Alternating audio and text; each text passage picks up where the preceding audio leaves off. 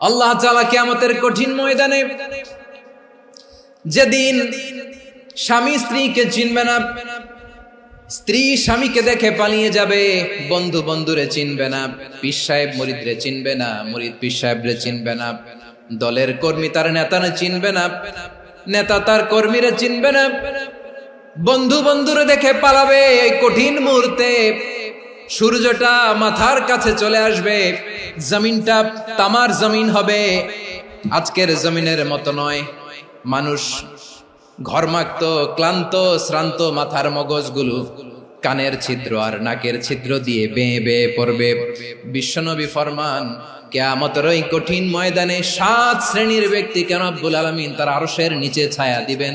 তার মধ্যে প্রথম শ্রেণীর ব্যক্তি হলো ইমামুন আদিল, যে ইনসাফের সাথে বিচার করে, যে জাস্টিস সমাজে সার্ভ করে, যে সুশাসন নিশ্চিত করে, ওই ইমামুন আদিল। আদিল শব্দটা বুঝছেন না? ইন্নাল্লাহা ইয়া'মুরু বিল আদল, পাইছেন?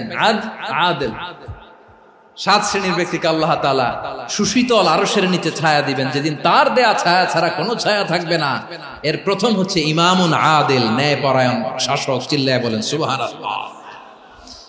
আবার বিশ্বনবী বললেন, ইন্নাল মুকসিতিনা ইনদাল্লাহি আলা মানাবিরা মিন নূর আন ইয়ামিনির রহমান। কিয়ামতের দিন যারা ন্যায় পরায়ণ হিসেবে আল্লাহর সামনে দাঁড়াবে, কিয়ামতের দিন রব্বুল আলামিন তার আরশের ডান দিকে ওই ন্যায় পরায়ণ লোকদের জন্য আরশের ডান দিকে একটা নূরের মিম্বারে তাদেরকে বসার সুযোগ করে দিবে।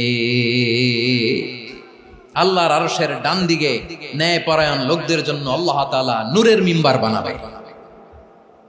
4টে কেন কথা মনে করেছেন? আল আদাল, জাস্টিস।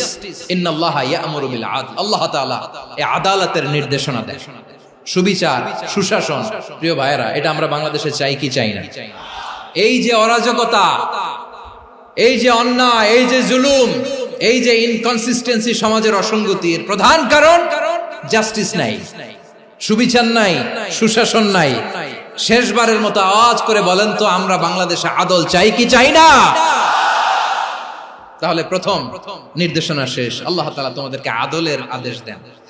এরপরে আল্লাহ বললেন, আমি তোমাদেরকে ইহসানের আদেশ দেই। ইন্নাল্লাহা ইয়া'মুরু বিল আদলি ওয়াল ইহসান। আমি তোমাদেরকে যেমনি আদলের নির্দেশনা দেই, তেমনি ভাবে তোমাদেরকে ইহসানের নির্দেশনা দেই। ইহসান, আওয়াজ করে সবাই বলেন তো ইহসান। ইহসান মানে কারো প্রতি সফট হার্টেড হওয়া, মহানুভব হওয়া, অনুগ্রহ পরায়ণ হওয়া, অনুগ্রহশীল হওয়া, একে অপরের প্রতি দয়াদ্র হওয়া। একে অপরের প্রতি দয়াদ্র, অনুগ্রহশীল হওয়া ছাড়া মানবিক সমাজ কশিনকালেও গঠন করা সম্ভব না। প্রিয় ভাইয়েরা, সুন্দর আচরণ দিয়ে, ইহসান দিয়ে যা জয় করা যায়, নরম আচরণ দিয়ে যেটা অর্জন করা যায়, কঠোরতা দিয়ে সেটা পারা যায় না। বিষ্ণু ঈসা ইসলাম ইহসান দিয়ে, কোমল আচরণ দিয়ে, তার অনুগ্রহ দিয়ে তিনি অনেক কাফিরের হৃদয়কে জয় করে ফেলেছেন। সাইয়েদনা সুমামা ইবনে উসাল রাদিয়াল্লাহু তাআলা আনহুর কথা মনে পড়ে যায়। তিনি ছিলেন ইয়ামামার বাদশা। মদিনাতে বিশ্বনবীকে হত্যা করার নিয়তে এসেছিলেন। গোপনে গোপনে বিশ্বনবীকে হত্যা করে আবার ইয়ামামাতে তিনি ফিরে যাবেন। কিন্তু কি অবাক করা কাণ্ড, হত্যা করতে পারে নাই, সাহাবাদের হাতে তিনি ধরা পড়ে গেলেন। সাইয়েদনা সুমামা ইবনে উসাল রাদিয়াল্লাহু তাআলা আনহু হত্যার নিয়তে আসলেন, কিন্তু হত্যা করতে পারলেন না। সাহাবারা ওনাকে ধরে ফেললেন, ধরে মসজিদে নববীর পিলারের মধ্যে বেঁধে রাখলেন। সুমামা ইবনে উসাল, সিরাত থেকে শুনে, সিরাত থেকে শোনাচ্ছি, রাদিয়াল্লাহু তাআলা আনহু ইয়ামামার অধিপতি ছিলেন। বিশ্বনবীকে হত্যার জন্য আসছেন, ধরা পড়ে গেছেন, এখন মসজিদে নববীতে বেঁধে রাখছেন। তার মানে বন্দী। এখন স্ট্যাটাস কি? বন্দী, ক্যাপটিভ। তো বিষ্ণু ঈসা ইসলাম সাহাবাদেরকে বললেন, তার খোঁজ খবর নিও, সুমামা ইবনে উসালের খোঁজ খবর নিও। সাহাবারা বলেন, ইয়া রাসূলুল্লাহ, আপনাকে হত্যা করতে এসেছে, তার তো কঠিন ক্যাপিটাল পানিশমেন্ট হওয়া দরকার, কঠিন শাস্তি হওয়া দরকার। বিশ্বনবী বললেন, না, আমি যেটা জানি তোমরা সেটা জানো না, তোমরা সুমামার সাথে ভালো আচরণ করো। বিশ্বনবী সুমামার কাছে গেলেন। প্রথম দিন যে তিনি কালেমার দাওয়াত দিলেন, ইমানের দাওয়াত দিলেন, ইসলামের দাওয়াত দিলেন, রিসালাতের দাওয়াত দিলেন, আখিরাতের দাওয়াত দিলেন। পরের দিন যে বিশ্বনবী সালাতের দাওয়াত দিলেন, যাকাতের দাওয়াত দিলেন, ইসলাম কি, কিভাবে, কেমন করে পালন করতে হয় চমৎকার আর্টিকুলেট করতে শুরু করলেন। তন্ময় হয়ে সুমামা ইবনে উসাল রাদিয়াল্লাহু তাআলা আনহু বিশ্বনবীর কথাগুলো শুনতে আরম্ভ করলো। একদিন নয়, 2 দিন নয়, টানা 3 দিন বিশ্বনবী সুমামার কাছে ইসলামকে প্রেজেন্ট করেছেন, উপস্থাপন করেছেন। আওয়াজ করে বলেন, কয় দিন? 3 দিন। 3 দিন মসজিদে নববীতে বাধা। আর সাহাবীদেরকে বললেন, তার খোঁজ খবর নিও, তোমরা যে রুটি বানাও এর মধ্যে সবচেয়ে ভালো আটার রুটিটা তারে দিও, সবচেয়ে রিফাইন্ড খেজুর, যেটা পিওর খেজুর, এটা তারে দিও। আর বিশ্বনবী নিজের উট থেকে দুধ দহন করে ওনার বাড়ির এক কর্মচারীকে বলেছেন, দুধ দহন করে সুমামার জন্য নিয়ে যেও। সুবহানাল্লাহ পড়বেন না? সবাই তো অবাক, ইয়ামামা থেকে আসছে নবীকে হত্যা করতে, বিশ্বনবী দেখে তারে জামাই আদর করে। একদিন নয়, 2 দিন নয়, টানা 3 দিন বিশ্বনবী এভাবে সুমামার কাছে যেয়ে ইসলামকে প্রেজেন্ট করতে আরম্ভ করলেন, ইসলামকে উপস্থাপন করতে শুরু করলেন। আর তাকে চমৎকার এন্টারটেইনমেন্ট, আপ্যায়ন দিতে আরম্ভ করলেন। টানা 3 দিন যখন ইসলামের দ্য বিউটিজ অফ ইসলাম, ইসলামের সুমহান বাণী, সৌন্দর্য তার কাছে উপস্থাপন শেষ, তাকে আপ্যায়ন শেষ, বিশ্বনবী বললেন সাহাবাদেরকে, যাও এবার সুমামার হাতের পায়ের রশি দুটো খুলে দাও। সাহাবারা তর্ক জুড়ে দিলেন, লা ইয়া রাসূলুল্লাহ, এমনটা করবেন না, তো ভয়ঙ্কর ভয়ঙ্কর খুনি, কি জানি কি হয়ে যায়। বিশ্বনবী বললেন, না, তার হাতে পায়ের রশিগুলো খুলে দাও। সাহাবারা বিশ্বনবীর কথা মতো তার হাতে পায়ের রশিগুলো খুলে দিল। সুমামা মুহূর্তের মধ্যে মসজিদে নববী থেকে বের হয়, ইয়ামামায় ফিরে না যে মসজিদে নববীর পাশে একটা খেজুর বাগান ছিল, সেখানে চলে গেলেন। সেখানে একটা ছোট্ট কুয়া ছিল, কুয়ার পানি দিয়ে তিনি গোসল করলেন। সুবহানাল্লাহ পড়েন। কুয়ার পানি দিয়ে গোসল করে মসজিদে নববীর সামনে এসে বিশ্বনবী এবং সাহাবাদের সামনে দাঁড়িয়ে সাব্বাবা উঁচু করে বললেন, আশহাদু আল্লা ইলাহা ইল্লাল্লাহ ওয়া আশহাদু আন্না মুহাম্মাদান আবদুহু ওয়া রাসূলুহু। আমি সাক্ষ্য দিচ্ছি আল্লাহ ছাড়া কোনো ইলাহ নাই, আর মুহাম্মদ আল্লাহ তাআলার প্রেরিত বান্দা এবং রাসূল। প্রিয় ভাইয়েরা, ইহসান দিয়ে যা জয় করা যায়, কঠোরতা দিয়ে সেটা কঠিনকালেও জয় করা যায় না। আওয়াজ করে বলেন, ঠিক কি না? এবার সুমামা দাঁড়িয়ে বলে, ওগো নবী, আমি তো কালিমা পড়ে মুসলমান হয়ে গেলাম, এবার শোনেন, এই মুহূর্তের আগে আপনার চেহারার চাইতে নিকৃষ্ট কোনো চেহারা আমার কাছে ছিল না, কিন্তু শাহাদা পাঠ করার পরে আপনার চেহারার চাইতে উত্তম শ্রেষ্ঠ কোনো চেহারা আমার কাছে আর নাই। ও নবী, আজকের দিনের আগে ইসলাম ধর্মের চেয়ে নিকৃষ্ট অপছন্দনীয় কোনো ধর্ম আমার কাছে ছিল না, কিন্তু এই মুহূর্ত থেকে ইসলামের চেয়ে সেরা শ্রেষ্ঠ পছন্দনীয় কোনো ধর্ম আমার কাছে নাই। নবী গো, আজকের দিনের আগে মদিনার চাইতে অপছন্দনীয় নিকৃষ্ট কোনো শহর আমার কাছে ছিল না, কিন্তু এই মুহূর্তের পর থেকে মদিনার চাইতে কোনো শ্রেষ্ঠ শহর আমার জানা নাই।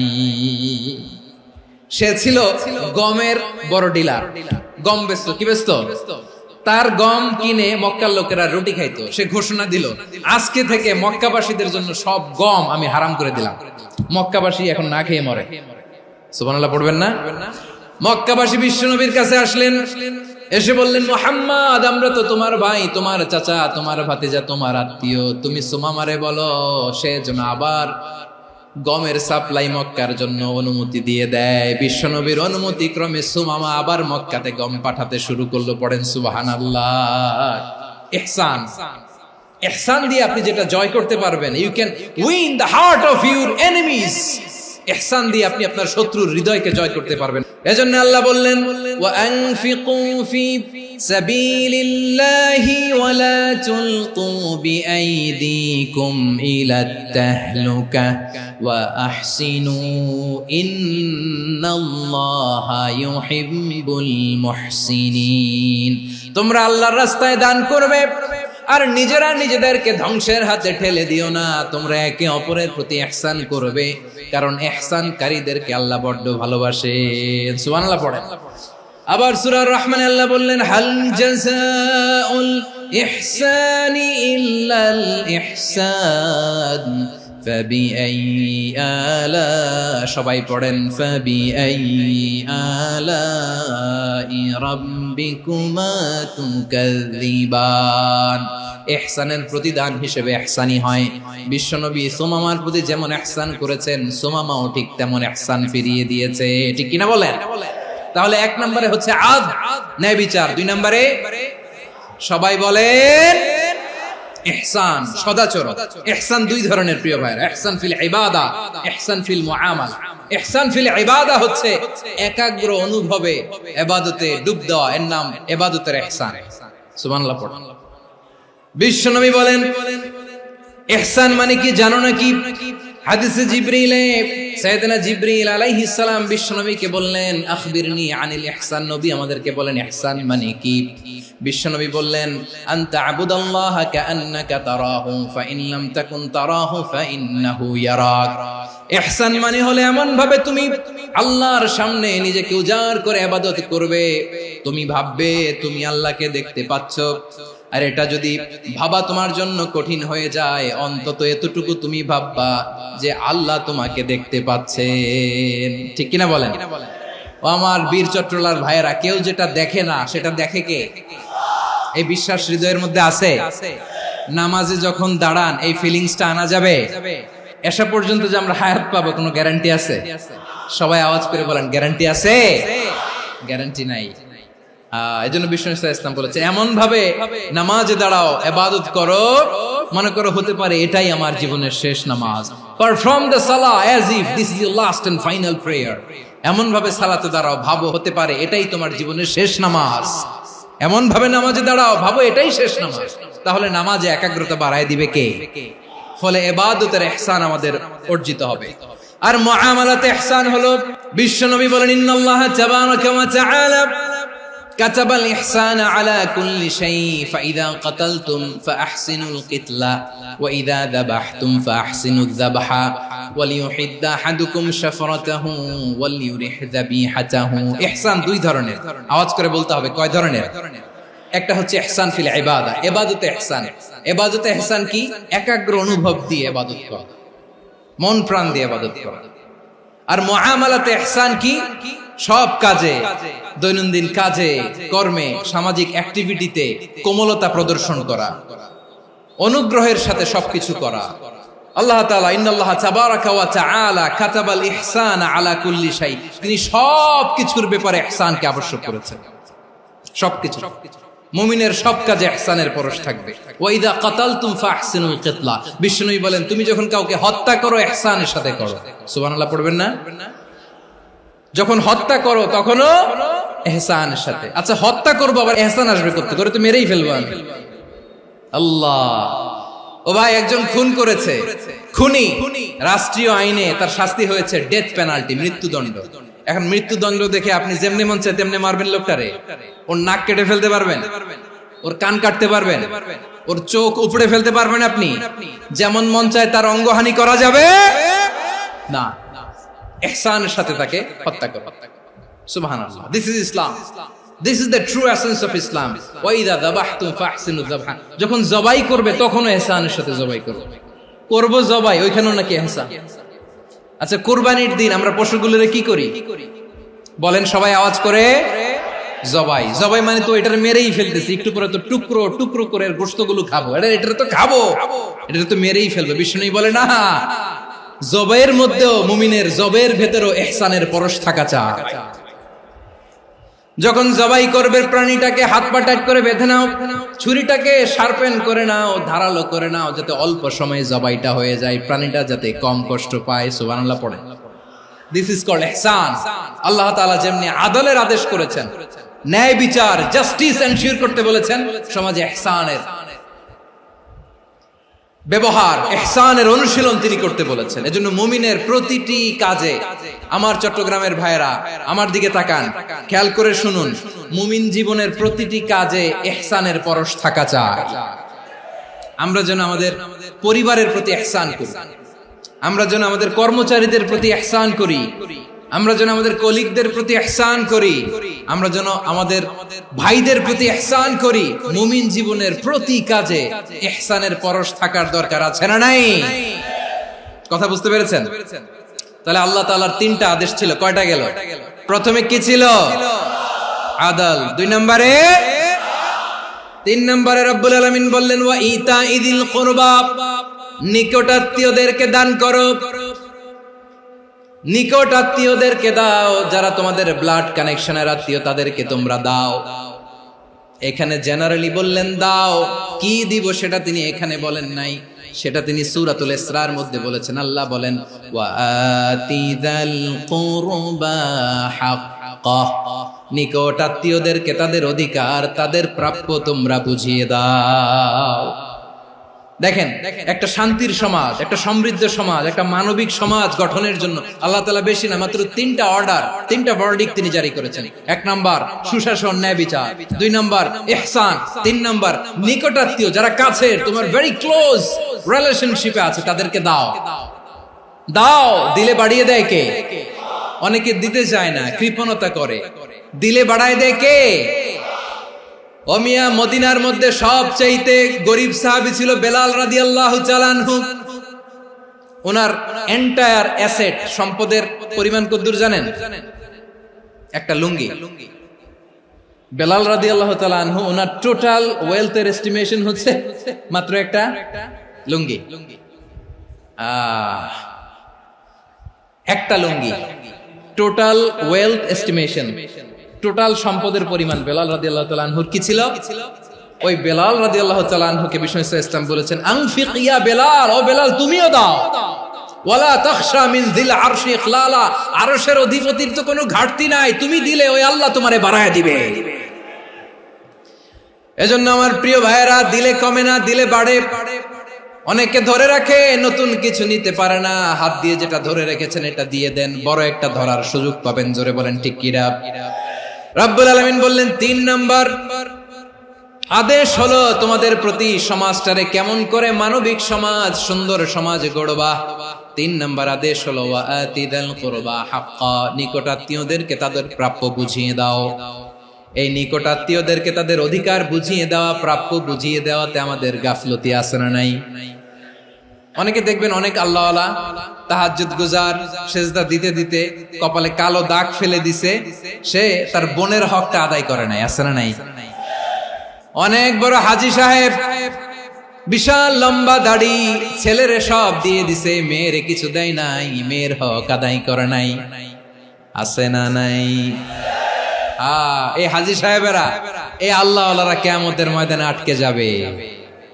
আপনি অন্যের অধিকার নষ্ট করেছেন, তাদের রাইটস কে ভায়োলেট করেছেন। এজন্য আল্লাহ তাআলা বলেন, কারো অধিকার যদি কেউ নষ্ট করে, ওই সমাজটা মানবিক সমাজ কঠিনকালেও হতে পারে না। এজন্য তিন নম্বর আল্লাহ বললেন ওয়া ইতাইদিল কুরবা, নিকটাত্মীয়দেরকে দাও। কি দিবা? তাদের অধিকার দিয়ে দাও। বোনের অধিকার বুঝিয়ে দাও, মেয়ের অধিকার বুঝিয়ে দাও, ফুফুর অধিকার বুঝিয়ে দাও। দেখবেন অনেক মায়েরা ছেলের পাতে মুরগির রান দেয়, মেয়ের পাতে দেয় মুরগির ঠ্যাং। তো মেয়ের কি মুরগির রান খেতে মনে চায় না? মনে চায় না? এমনটা করা যাবে না। নিকটাত্মীয়দেরকে অধিকার দিয়ে দাও, নিকটাত্মীয়ের সাথে সুসম্পর্ক রাখো। আদেশটা কার? এজন্য প্রিয় ভাইয়েরা, জীবনে যদি বারাকা অর্জন করতে চান, নিকটাত্মীয়দের সাথে সুসম্পর্ক রাখতে হবে, তাদের জন্য উপহার পাঠাতে হবে। বিশ্বনবী বলেন লা ইয়াদখুলুল জান্নাতা কাতে, যে ব্যক্তি আত্মীয়তার সম্পর্ককে ছিন্ন করে দেয়, সে কঠিন কালেও আল্লাহর জান্নাতে ঢুকবে না। আপনি কি এটারে সহজ হাদিস মনে করছেন? এটা সহজ কথা? আপনি ভাবছেন আপনার নামাজ আপনারে বাঁচাতে পারবে, আপনার রোজা বাঁচাতে পারবে, আপনার তাহাজ্জুদ আপনারে বাঁচাতে পারবে? অধিকার নষ্ট করলে কিছুই আপনারে বাঁচাতে পারবে না। এজন্য নিকট আত্মীয়দেরকে দিতে হবে বেশি বেশি। বিশ্বনবী বলেন ইন্না সাদাকাতা আলাল মিসকিনি সাদাকা ওয়া আলা যির রাহিমি ইসনাতান সাদাকাতুন ওয়া সিলা। মিসকিন রে দান করলে শুধু দানের সওয়াব হয়, নিকট আত্মীয়কে দান করলে দুইটার সওয়াব হয়, সাদাকার সওয়াব হয়, আবার আত্মীয়তার বন্ধন অটুট রাখার সওয়াব হয়ে যায়। আবার বিশ্বনবী বললেন মান সাররাহু আইয়ুবসাতা লাহু ফি রিজকিহি ওয়া ইনসালাহু ফি আসারিহি ফালইয়াসিল রাহিমা। যে ব্যক্তি তার রিজিকের প্রশস্ততা চায় আর হায়াতে বরকত চায়, সে যেন তার আত্মীয়ের সাথে সুসম্পর্ক রাখে। আমার প্রিয় চট্টলার ভাইয়েরা, আমাদের রিজিক বাড়ুক, এটা আমরা চাই কি চাই না? সবাই চান? হ্যাঁ, আমাদের রিজিকে প্রশস্ততা আসুক, চাই কি চাই না? আমাদের হায়াতে বরকত আসুক, আমরা চাই কি চাই না? এই দুইটা যদি চান তাহলে নিকটাত্মীয়দের সাথে সুসম্পর্ক রাখবেন। পারবেন? তাহলে সমাজটারে মানবিক সমাজ বানায় দিবে কে? তিনটা আদেশ চলে গেল। 1 নম্বরে কি ছিল?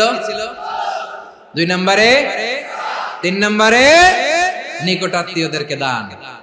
আল্লাহ তাআলা তিনটা জিনিসের যেমনি আদেশ করেছেন, অনুরূপ ভাবে তিনটা বিষয় তিনি বারণ করেছেন, নিষেধ করেছেন। ওগুলোর কাছেও যাওয়া যাবে। রাব্বুল আলামিন বলেন, ওয়ায়ানহা আনিল ফাহশাই ওয়াল মুনকারি ওয়াল বাগি।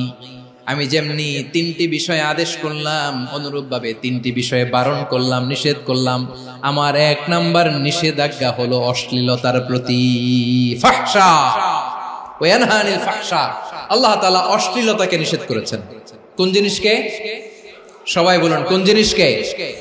যত ধরনের, যত টাইপের, যত ক্যাটাগরির অশ্লীলতা হতে পারে সব অশ্লীলতাকে হারাম করেছেন কে? ফাহশা মানে কি? কথায়, কাজে, আচরণে, কমেন্ট, ফেসবুকের কমেন্টসে যত ধরনের নোংরামো আছে, যত ধরনের অশ্লীলতা আছে, এটাকে আরবিতে বলে ফাহশা। রাব্বুল আলামিন বলেন, কুল ইন্নামা حرم ربي الفواحش ما ظهر منها وما بطن। ও নবী, আপনি বলে দেন, আমার রব প্রকাশ্য, অপ্রকাশ্য, স্পষ্ট কিংবা অস্পষ্ট, দৃশ্যমান কিংবা অদৃশ্যমান সব অশ্লীলতাকে হারাম করেছেন। সব ধরনের অশ্লীলতা হারাম। আল্লাহ তাআলা আমাদেরকে অশ্লীলতা থেকে বাঁচান। এবার বলেন, আমাদের সমাজে অশ্লীলতা আছে না নাই? অশ্লীলতা নানা ভাবে, নানা নামে, নানা মোড়কে আমাদের সমাজে আছে না নাই?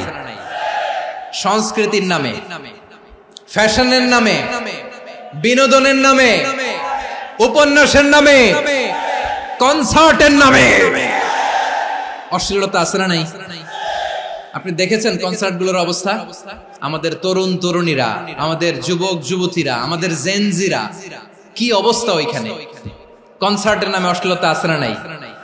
ছেলে মেয়ে একে অপরকে জড়ায় ধরতেছে, একে অপরকে চুমু খাচ্ছে, প্রকাশ্যে, দিবালোকে, গণমানুষের সামনে। আল্লাহ তাআলা এই অশ্লীলতা থেকে আমাদেরকে বেঁচে থাকতে বলেছেন। রূপালী জগতের নামে অশ্লীলতা আছে না নাই? এই টার্মটা আপনারা জানেন না? রূপালী জগৎ কি জগৎ? আসলে কি রূপালী জগৎ না অন্ধকার জগৎ? আমার বোনেরা, আপনাদেরকে যে কি বলে তারা বুঝায়, রূপালী জগৎ শুনেই আপনি ভরকে যাবেন না। রূপালী জগতে যে নারী যত বেশি উলঙ্গ, সে নাকি তত বেশি সাহসী। জানেন? বলে এটা একটা সাহসী নারী, খুব সাহসী পদক্ষেপ তার। যত বেশি শরীর থেকে কাপড় নামাতে পারবে, যত বেশি বস্ত্রহীন হয়ে নিজেকে প্রেজেন্ট করতে পারবে, সে নাকি তত বেশি সাহসী। আমার চট্টলার ভাইয়েরা, শয়তানের প্রথমে এজেন্ডা ছিল বনি আদমকে বস্ত্রহীন করা। সে আদম এবং হাওয়া আলাইহিস সালামকে নিষিদ্ধ গাছের ফল খাইয়ে তাদেরকে বস্ত্রহীন করেছে। এই জামিনেও সে আমাদেরকে বস্ত্রহীন করতে চাইবে। এই রূপালী জগতের নামে তারা এটা করে। আমার প্রিয় বোনেরা, আপনি জানেন না আপনার দাম কত? ওরা আপনাদেরকে বিজ্ঞাপনের সস্তা পণ্য বানাতে চায়। ওরা আপনাদেরকে ওদের ভোগের লিপসার টুলস বানাতে চায়। ওরা আপনাদেরকে দিয়ে ওদের খায়েশ পূরণ করতে চায়। এটা আপনাদের জন্য মোটেও ডিগনিটি নয়, এটা আপনাদের জন্য সম্মান নয়।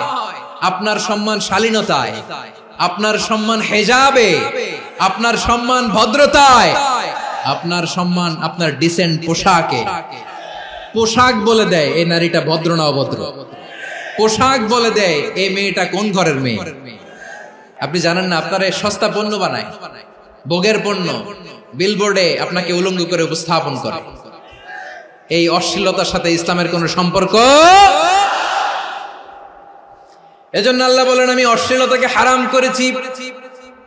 অশ্লীলতাকে হারাম করার প্রথম কারণ হলো এর মাধ্যমে মানবতাকে অপমানিত করা হয়। কারণ মানুষের সম্মান মানুষের পোশাকে। মানুষ যখন পোশাকহীন হয়ে যায়, বস্ত্রহীন হয়ে যায়, তার সম্মান কমে যায়। ঠিক কিনা? অশ্লীলতাকে হারাম করার প্রথম কারণ হচ্ছে মানুষ মানুষকে অপমান করে। একটা নারী, সে তো সম্মানিত, নারী যে কত সম্মানিত নারীরা এটা বুঝেই নাই। বিশ্বনবী বলেন আদ-দুনিয়া কুল্লুহা মাতা ওয়া খায়রু মাতা'আদ দুনিয়া আল মারআতুস সালিহা। আমার বোনেরা, 5টা প্যান্ডেলে আপনারা এলইডিতে আমার আলোচনা শুনছেন, আমি জানি। আপনাদের এই গর্ভ যে কত দামি আপনি জানেন না। আপনার পেট থেকেই আসবে আগামী দিনের সালাহুদ্দিন আল আইয়ুবী।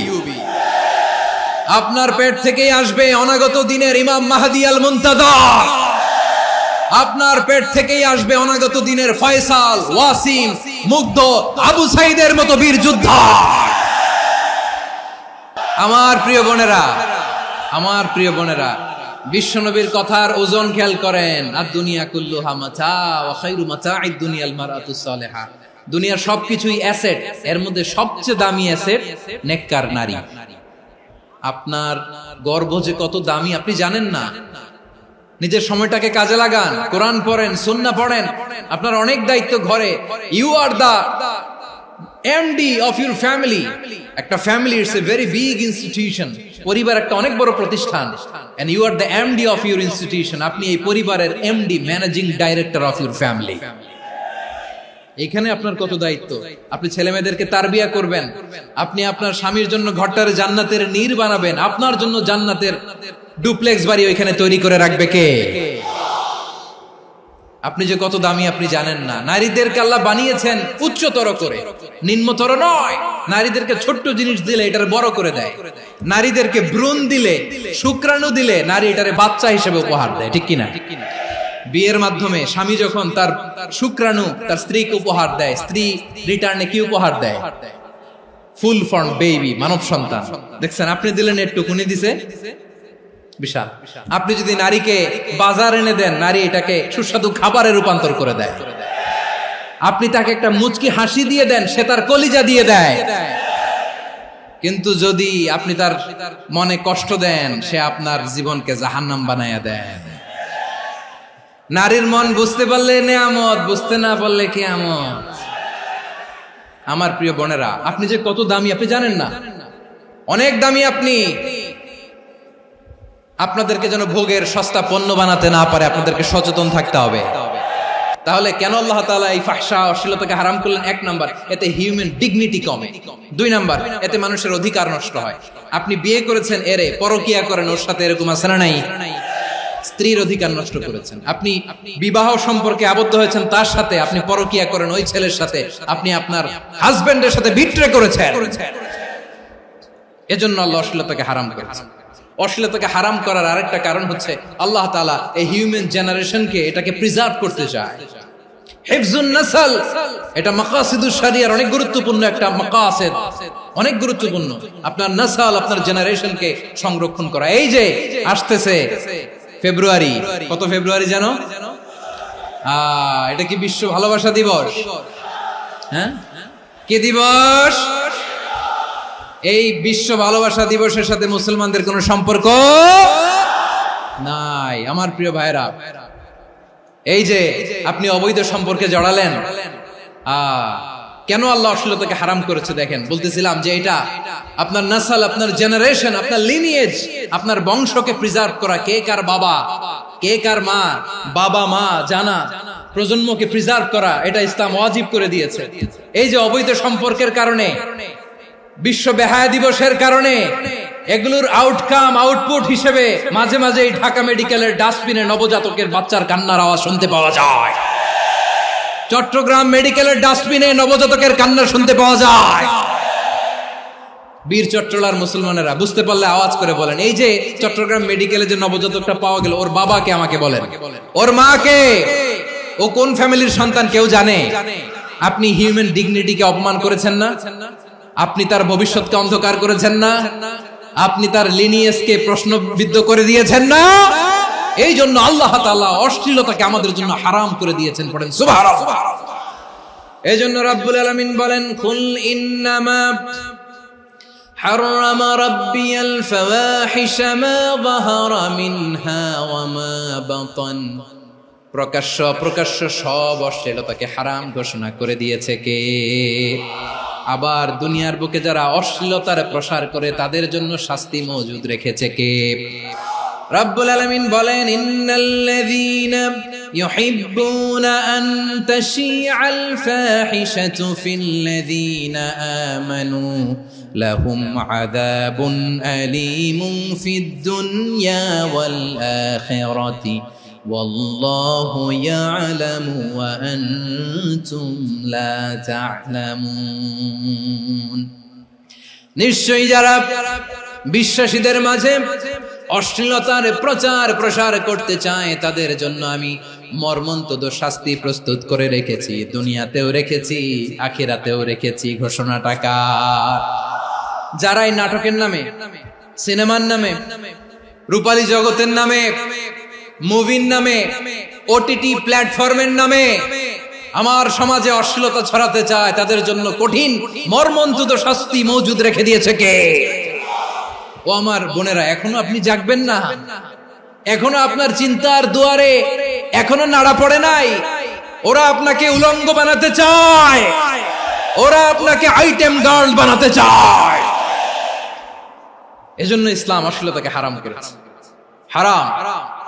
ইসলাম বলেছে যোজন যোজন দূরে থাকো, ওরা বলে না কাছে আসো, কাছে আসার গল্প, ক্লোজ আপ ওয়ান, কাছে আসার গল্প আছে না নাই? তাহলে অশ্লীলতার সাথে আমাদের কোনো সম্পর্ক?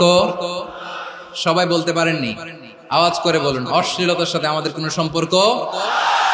আমরা এই সমস্ত ক্লোজ আপ ওয়ান, কাছে আসার গল্পের প্রোগ্রামে যাব? আমরা কোন ধরনের অশ্লীল কন্টেন্ট সোশ্যাল মিডিয়ায়, টিভিতে দেখব? কি যুগ যে আমরা কাটাচ্ছি আপনি কল্পনা করতে পারবেন না। পর্ন ইন্ডাস্ট্রি, নারী পুরুষের বস্ত্রহীন যুগল দৃশ্য, এটাকে দিয়ে ওরা কোটি ডলারের ইন্ডাস্ট্রি বানিয়েছে। পুরো মানব ইতিহাসে এরকম জঘন্য সময় মানব ইতিহাস পার করে নাই। পর্ন এটা ইন্ডাস্ট্রি হয়ে গেছে। আমাদের এই যুবকগুলো, জেনজি গুলো, ওদের চরিত্র বাঁচাবে কি করে? কেমন করে হেফাজত করবে ওদের এই মূল্যবান চরিত্র? আমার প্রিয় ভাইরা, এই অশ্লীলতার দ্য লেটেস্ট ভার্সন হচ্ছে LGBTQ, শরীফ থেকে শরীফা। শুনছেন আপনারা? দেখতে পুরুষ, আসলেই পুরুষ, সুস্থ একজন পুরুষ, 4 সন্তানের বাবা, বলে আমি মনে মনে নারী। দেখতে নারী, সুস্থ নারী, আসলেই সে দিব্যি একজন নারী, বলে আমি মনে মনে পুরুষ। সবচেয়ে ভয়ঙ্কর অশ্লীলতার সবচাইতে লেটেস্ট ভার্সন হচ্ছে এই ট্রান্সজেন্ডারিজম।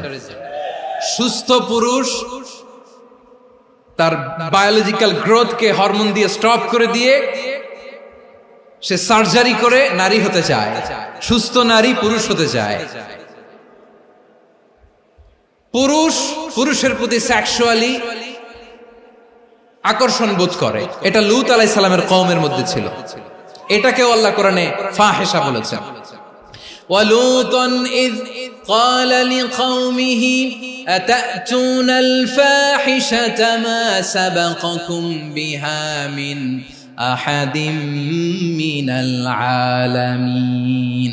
লূত আলাইহিস সালাম বললেন, তোমরা কি এমন এক অশ্লীল কার্যক্রমে ডুব দিলে নাকি যেটা গোটা বিশ্বের কেউ কখনো করে নাই, তোমরাই প্রথম করেছো? পড়েন নাউযুবিল্লাহ। এই পশ্চিমের এই রোগ আমার দেশে যেন আসতে না পারে, আমাদের সজাগ থাকতে হবে। প্রিয় ভাইরা, চিল্লায় বলেন ঠিক কি না? পশ্চিমের অবস্থা ভয়ঙ্কর। পাশ্চাত্যে, আমি যুক্তরাষ্ট্রে ছিলাম অনেকদিন, কয়েক মাস, বিভিন্ন স্টেটে ঘুরেছি। গার্ডিয়ানরা উদ্বিগ্ন, ছেলে মেয়েদেরকে, ছোট্ট ছেলে মেয়ে, ওদেরকে জিজ্ঞেস করে, তুমি how do you feel right now inside yourself? তুমি ভিতরে ভিতরে কেমন ফিল করো? তোমার কি ছেলে ছেলে লাগে না মেয়ে মেয়ে লাগে? আচ্ছা বলেন, এই ছোট্ট বাচ্চাটাও কি এগুলো জেন্ডার অ্যাসাইনমেন্ট বলতে এগুলো কিছু বুঝে? এইভাবে মিসগাইড করা হচ্ছে। কৌতূহল বশত ছোট্ট ছেলে যদি বলে আমার তো মেয়ে মেয়ে লাগে, তখন বলে যে না তুমি মেয়ে, ছেলে না। মা বাবা বাধা দিলে ওকে আলাদা গভর্নমেন্ট হাউসে নিয়ে যায়। ভয়ঙ্করতম অবস্থা। আমরা একটা সময় শুনতাম যে হুজুর আমার ছেলেটা খুব ভালো, হাফেজে কোরআন, আল্লাহওয়ালা। হুজুর আমার ছেলে দাড়ি রাখছে, আল্লাহওয়ালা। হুজুর আমার ছেলে 5 ওয়াক্ত সালাত জামাতের সাথে পড়ে, তার মানে আল্লাহওয়ালা। পশ্চিমে যে আমি কি শুনছি জানেন? ওরা বলে হুজুর আমার ছেলেটা ইউনিভার্সিটির একটা মেয়ের সাথে প্রেম করে, ও খুব আল্লাহওয়ালা, হুজুর দোয়া করবেন।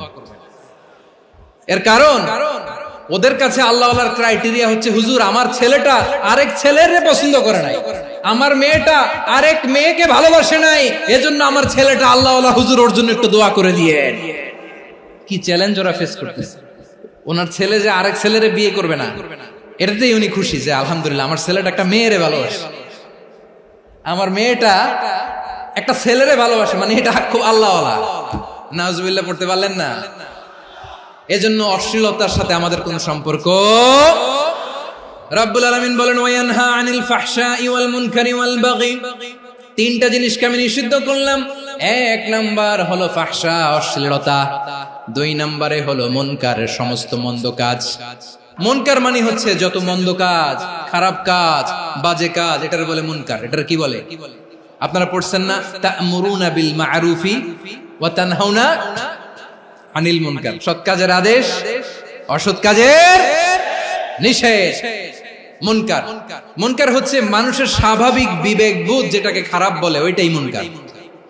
পৃথিবীর সব আসমানি গ্রন্থ যেটাকে খারাপ বলেছে, মানুষের স্বাভাবিক বিবেকবোধ যেটাকে খারাপ বলেছে, এগুলো সব মুনকার। যেমন ইফতিজিং, এটা কি ভালো না খারাপ? মজুদদারি, খাদ্যে ভেজাল দেওয়া, ওজনে কম দেওয়া, মাছে ফরমালিন মিশানো, চাঁদাবাজি, টেন্ডারবাজি, দখলবাজি, এগুলো আমাদের স্বাভাবিক বিবেকেই বলে এগুলো খারাপ, এগুলো হচ্ছে মুনকার। আল্লাহ তাআলা এই মুনকার থেকে আমাদেরকে বেঁচে থাকতে বলেন, আর শয়তান এই মুনকারের প্রতি আমাদেরকে উদ্বুদ্ধ করে। আল্লাহ তাআলা বললেন, ইয়া আইয়ুহাল্লাযীনা আমানু লা তাত্তাবিউ খুতুওয়াতিশ শাইতান ওয়া মান ইয়াত্তাবি' খুতুওয়াতিশ শাইতানি ফাইন্নাহু ইয়া'মুরু বিল ফাহশাই ওয়াল মুনকার।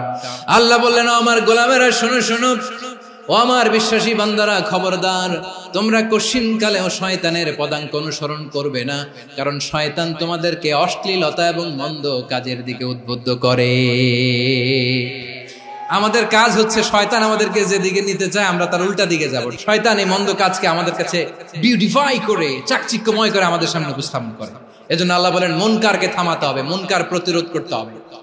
মুনকার প্রতিরোধের দায়িত্ব শুধু আমাদের নাকি?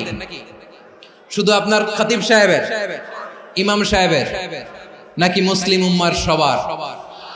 আওয়াজ করে বলুন, মুনকার অসৎ কাজ প্রতিরোধের দায়িত্ব কার? রাব্বুল আলামিন বলেন, কুনতুম খায়রা উম্মাতিন উখরিজাত লিন-নাসি তা'মুরুনা বিল মা'রুফি ওয়া তানহাউনা আনিল মুনকার। তোমাদেরকে শ্রেষ্ঠ জাতি করে জমিনের মধ্যে আবির্ভূত করা হয়েছে, যাতে করে তোমরা জমিনের ভেতরে সৎ কাজের আদেশ করতে পারো আর অসৎ কাজের নিষেধ করতে পারো। উম্মাহ, কুনতুম খায়রা, তাহলে গোটা উম্মার দায়িত্ব, এটা বুঝতে পারছেন তো? আচ্ছা, আরো নিচে আসেন। এরপরে আল্লাহ বললেন, শুধু উম্মাহ না, এই জমিনের রাজত্ব আমি যাদের হাতে দেই, এই জমিনের মালিক আমি যাদেরকে বানিয়ে দেই, যাদেরকে আমি সরকারের দায়িত্ব দেই, তাদেরকেও মুনকার প্রতিরোধের দায়িত্ব দিয়েছে কে? আল্লাহ বলেন, যারা ক্ষমতার মসনদে বসেছে তাদেরকে 4 দফা কর্মসূচি আমি আল্লাহ দিলাম। আওয়াজ করে বলেন, কয় দফা? আল্লাহ বলেন, আল্লাযীনা ইম্মাক্কান্নাহুম ফিল আরদি আকামুস সালাতা ওয়া আতাউয যাকাতা ওয়া আমারু বিল মা'রুফি ওয়া নাহাউ আনিল মুনকার ওয়ালিল্লাহি আকিবাতুল উমুর। যারা এই জমিনের উত্তরাধিকার হয়েছে তারা 4 দফা কর্মসূচি নিয়ে সামনে আগাবা। সালাত কায়েম করবা, যাকাত আদায় করবা, সৎ কাজের আদেশ দিবা, অসৎ কাজ থেকে মুনকার প্রতিরোধ করবা। আদেশটা কার? আমার প্রিয় চট্টলার ভাইরা, পুরো উম্মার দায়িত্ব মুনকার প্রতিরোধ করা, সরকার প্রধানের দায়িত্ব মুনকার প্রতিরোধ করা। এরপর আল্লাহ বলেন, প্রতিটা ফ্যামিলির যিনি প্রধান সিইও বাবা, প্রত্যেক বাবারও দায়িত্ব এই মুনকার প্রতিরোধ করা। আওয়াজ করে বলেন ঠিক কি না? যেমনটি সাইয়েদনা লোকমান আলাইহিস সালাম ওনার কলিজার টুকরা সন্তানকে আদেশ করেছেন, ইয়া বুনাইয়া আকিমিস সালাতা ওয়া'মুর বিল মা'রুফি ওয়ানহা আনিল মুনকার। পড়েন সুবহানাল্লাহ। বাবা ছেলেকে সবক দিচ্ছে, লোকমান আলাইহিস সালাম ছেলেকে বলতেছে, ওরে আমার কলিজার টুকরা সন্তান, ওরে আমার বাছা, নামাজ কায়েম করবা, সৎ কাজের আদেশ দিবা, আর মুনকার প্রতিরোধ করবা, অসৎ কাজ সমাজ থেকে খারাপ কাজকে ঝেঁটে বিদায় করে দিবা। তাহলে দেখেন আমি স্টেপ বাই স্টেপ নামলাম। পুরা উম্মার দায়িত্ব, জমিনের উত্তরাধিকারী আল্লাহ যাদেরকে বানিয়েছেন সরকার, তাদের দায়িত্ব, প্রতিটি ফ্যামিলির প্রধানের দায়িত্ব, এরপরে বিশ্বনবী বলেন সচেতন প্রতিটি মুসলিমের দায়িত্ব সমাজ থেকে মুনকারকে উৎখাত করা। বিশ্বনবী বলেছেন মান রাআ মিনকুম মুনকারান ফালিয়ুগাইয়িরহু বিয়াদিহি ফাইন লাম ইয়াসতাতি ফাবিলিসানিহি ওয়া ইন লাম ইয়াসতাতি ফাবিকলবিহি ওয়া যালিকা আযআফুল ঈমান। সমাজে যে মুনকার দেখবে, খারাপ কাজ দেখবে, সে যেন হাত দিয়ে সেটাকে থামায়। আমার প্রিয় ভাইরা, না থামালে আমরাই ডুববো শেষমেশ। আমাদের বাঁচার জন্য হইলেও থামাইতে হবে। রব্বুল আলামিন বলেন ওয়াত্তাকু ফিতনাতাল লা তুসিবান্নাল্লাযীনা যালামু মিনকুম খাসসা। ও আমার গোলামেরা, ওই আযাবকে ভয় করো যে আযাব যখন আমি জমিনের বুকে পাঠাই শুধু জালেমদেরকেই মারি না, আলেমদেরকেও মারি। আযাব যখন আসে তখন শুধু জালিমই মরে না, আলেমও মরে। জানেন মুসা আলাইহিস সালামের পায়ে একবার লাল পিঁপড়া, তো উনি রেগে মেগে পাশি দেখে লাল পিঁপড়ার বাসা, পা দিয়ে ডলে মুছে সবগুলো পিঁপড়া মেরে ফেলছে। এই ঘটনাটা আল্লাহ ঘটিয়েছেন এজন্য মুসা আলাইহিস সালাম ছিলেন কালিমুল্লাহ, সরাসরি আল্লাহর সাথে কথা বলতেন। তিনি আল্লাহকে জিজ্ঞেস করেছিলেন, আল্লাহ তুমি যখন কোন জনপদে আযাব পাঠাও, শাস্তি দাও, ওখানকার শুধু জালেমরাই তো মরে না, ভালো মানুষগুলাও মরে, তো আযাব দিবা মুশরিকদের উপর দিবা, অবাধ্যদের উপর দিবা, ভালো মানুষগুলোরে মারো কেন? আল্লাহ বললেন, মুসা তোমার যে কামড় দিছিল পায়ের মধ্যে পিঁপড়া, কয়টা পিঁপড়া? একটা পিঁপড়া, তো সবগুলারে মারলা কেন? রেগে মেগে পুরো পিঁপড়ার বাসা ভেঙে মেসাকার করলা কেন? আমি যখন অ্যাকশনে যাই, আমি যখন শাস্তি দেই, তখন এত বাস বিচার করা হয় না, বাস বিচার করা যায় না। যখন অ্যাকশনে যাওয়া হয় ওইটা ডাইরেক্ট অ্যাকশন হয়ে যায়। চিল্লায় বলো ঠিক কি না? এজন্য আমাদের বাঁচার জন্য হলেও এই পাপ থামাতে হবে, এই শয়তানের অট্টহাসি থামাতে হবে, অন্যায় অপরাধ সমাজ থেকে আমাদের থামাতে হবে। কারণ আযাব আসলে ওরাও মরবে, আমরাও মরব। একটা জাহাজ 2 তলা, আপনি আছেন 2য় তলায়। নিচের তলার কিছু লোক জাহাজের তলা ছিদ্র করতে আরম্ভ করছে। কি ছিদ্র করতেছে? আচ্ছা, জাহাজের তলা ছিদ্র করলে তলা দিয়ে কি ঢুকে? এখন আপনি যদি বলেন আমার কি, আমি তো 2 তলায়, আমি তো ভালো আছি, ওরা ছিদ্র করে ওরা মরবে। আসলে কি শুধু ওরা মরবে? তলা দিয়ে যখন পানি ঢুকবে, জাহাজ ঢুকলে আপনিও মরবেন। এজন্য নিজে মরার আগে ওই পাগলগুলোর নিচতলায় যে থামাতে হবে। চিল্লায় বলেন ঠিক কি না? এজন্য আল্লাহ বললেন মুনকার প্রতিরোধের দায়িত্ব সমাজের টপ টু বটম সবার। এজন্য মুনকার প্রতিরোধ করার দরকার আছে না নাই?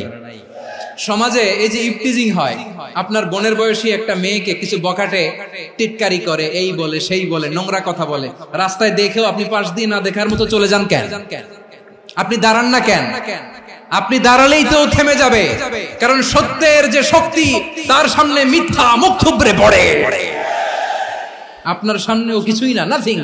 আপনি দাঁড়ান, ওকে প্রশ্ন করেন যে আমার বোনকে তুমি ডিস্টার্ব করো কেন? আপনাকে দেখে আরো 5 জন দাঁড়াবে, 5 জনকে দেখে আরো 10 জন দাঁড়াবে। আমাদের নীরবতা আর আমাদের নিশ্চুপ থাকাই জালিমদেরকে আরো শক্তিশালী জালিম বানিয়েছে। এজন্য মুনকার প্রতিরোধের দায়িত্ব আমাদের সবার। টেন্ডারবাজি, চাঁদাবাজি, দুর্নীতি, অপরাধ, দখলদারিত্ব, মজুদদারি, এগুলো সবকিছু একসাথে প্রতিরোধ করতে হবে। ঠিক কিনা বলেন?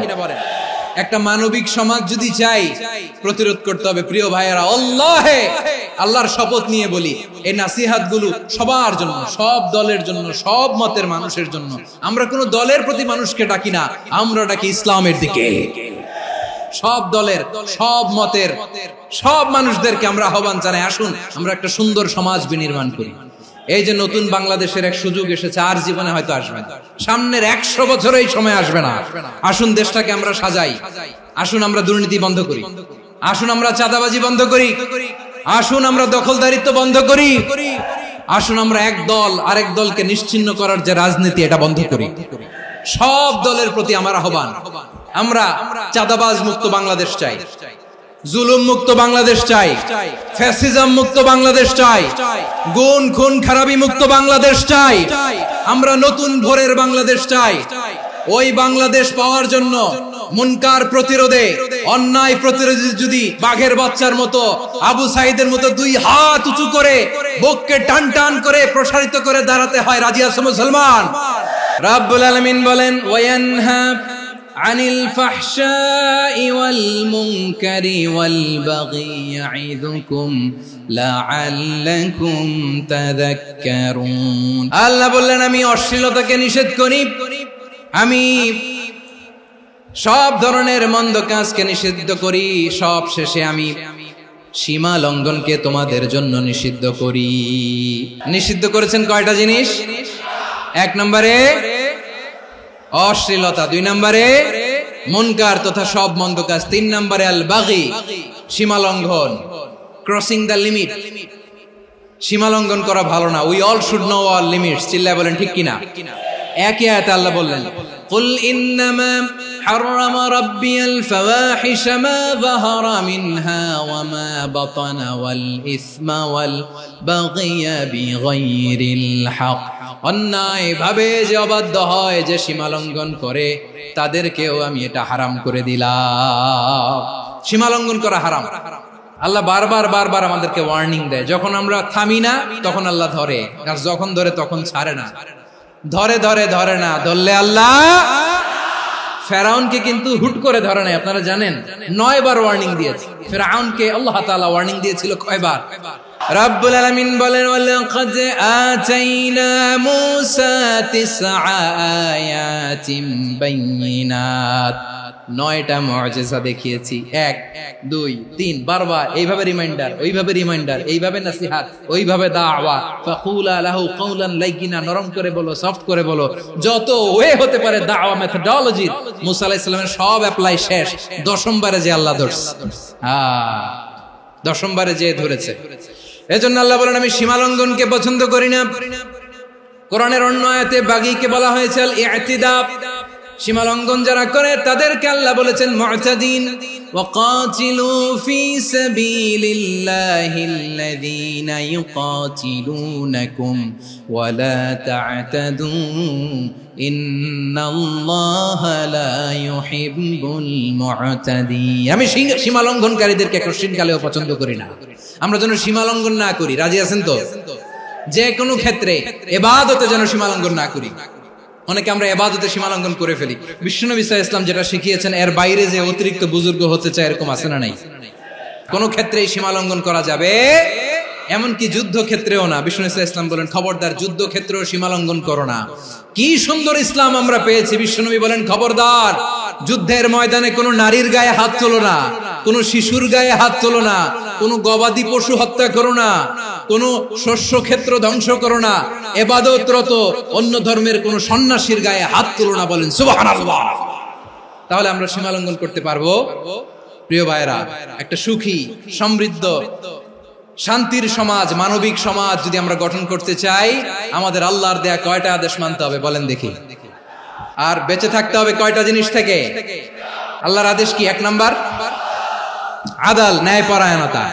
আমরা সুবিচার, সুশাসন, ন্যায় বিচার চাই কি চাই না? 2 নম্বরে কি ছিল? মাশাআল্লাহ, আমরা যেন সবার প্রতি দয়া পরবশ হই, ইহসান করি। 3 নম্বরে কি ছিল? নিকটাত্মীয়দের দান করা, তাদের অধিকার প্রাপ্য বুঝিয়ে দেওয়া। পাশাপাশি 3টা জিনিস থেকে আল্লাহ বারণ করেছেন, নিষেধ করেছেন। তার প্রথমটা ফাহশা, অশ্লীলতা। অশ্লীলতার সাথে আমাদের কোনো সম্পর্ক।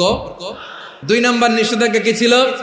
আল মুনকার, সমাজের যত মন্দ কাজ এগুলোকে আমরা প্রতিরোধ করব। রাজি আছেন তো সবাই? 3 নম্বরে আল বাগী, সীমালঙ্ঘন। কোন মুসলিম সীমালঙ্ঘন করে না। রাব্বুল আলামিন শেষে বললেন ইয়াইদুকুম লাআল্লাকুম তাযাক্কারুন। আল্লাহ তোমাদেরকে উপদেশ দেন যাতে তোমরা শিক্ষা গ্রহণ করো। আমরা উপদেশ দেব, আমরা জোর করে কাউরে কিছু মানাতে চাই না।